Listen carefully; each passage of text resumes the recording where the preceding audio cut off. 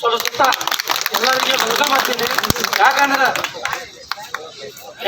ಸದಾನಂದ ಸಾಹೇಬ್ರು ಹೇಳಿದ್ರು 2018ದಿಂದ ಆಗಿದ್ದ ಪ್ರೋಗ್ರಾಮ್ ಇನ್ನೂ ಮಟ್ಟ ಇಂಥದ್ದು ಸ್ಟ್ರೈಕ್ ಮಾಡಿಲ್ಲ, ಏನು ಪ್ರೋಗ್ರಾಮೂ ಆಗಿಲ್ಲ, ಪ್ರತಿಭಟನೆಯೂ ಆಗಿಲ್ಲ. ಯಾಕಂದ್ರೆ ಇನ್ನೂ ಮಟ್ಟ ನಮ್ಮ ಧಾರವಾಡ ಹುಬ್ಳಿ ಪರಿಸ್ಥಿತಿ ಹಿಂಗಾಗೈತಿ.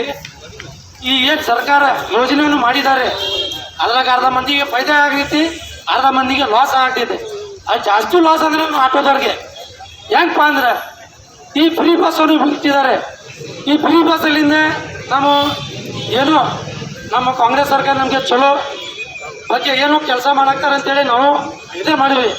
ಆದ್ರೆ ಅಂಥ ಟೈಮಲ್ಲಿ ಇವರು ಟಾಟಾ ಇಸ್ನವರು ಎಲ್ಲೆಲ್ಲಿ ಸ್ಟ್ಯಾಂಡ್ ಐತಿ ಅಲ್ಲಿ 300 ಗಾಡಿ ನಿಲ್ಲಿಸಿ ಅಲ್ಲೇ ಬಂದು 10 ರೂಪಾಯಿ 5 ರೂಪಾಯಿ ಅಂತೇಳಿ ಶೂಟ್ ಹೊಡಾಕ್ತಾರೆ.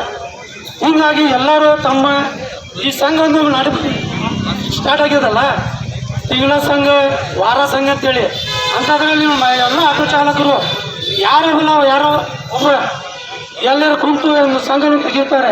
ಅದ ಸಂಘನ ತುಂಬ ಲಾರದೆ ಇಲ್ಲ ಧಾರವಾಡ 3-4 ಮಂದಿ ಆತ್ಮಹತ್ಯೆಯನ್ನು ಮಾಡ್ಕೊಂತಾರೆ. ಅದು ನಮ್ಮ ಆಟೋ ರಿಕ್ಷಾ ಚಾಲಕರು ಸರ್. ಇವತ್ತಿನ ದಿವಸ ಈ ಎಲ್ಲ ನಮ್ಮ ಸಂಘಟನೆ ಕೂಡಿ ನಾವು ಒಗ್ಗಟ್ಟನ್ನು ಬಲ ತೋರಿಸಿ ಇವತ್ತು ಮುಂದಿನ ದಿನಗಳಲ್ಲಿ ಸರ್ ಶ್ರಮಜೀವಿಗಳ ನಾವೆಲ್ಲ ಉಳಿದವರು ಕೂಡಿ ಎಲ್ಲ ಒಂದಾಗಿ ಕೆಲಸ ಮಾಡ್ತೀವಿ. ಮುಂದಿನ ದಿನದಲ್ಲಿ ನಾವು ಹೋರಾಟ ಮಾಡ್ತೀವಿ. ಎಲ್ಲ ನೀವು ಕೂಡಿದ್ದೀವಿ ಸರ್.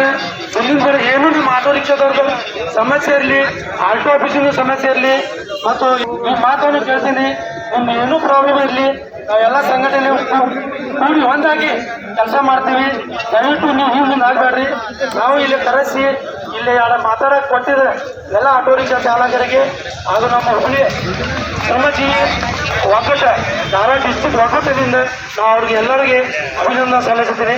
ಇಷ್ಟೇಳಿ ಮಾತು ನಮ್ಮ ಜೈ ಕರ್ನಾಟಕ ತೋರಿಸ್ತೀವಿ. ತುಂಬ ಧನ್ಯವಾದಗಳು ಚೌಧರಿ ಅವರು. ಅದೇ ರೀತಿಯಾಗಿ ಇವತ್ತೇನೊಂದು ವ್ಯಕ್ತಿಗಳ ಗೌರವಗಳೊಂದಿಗೆ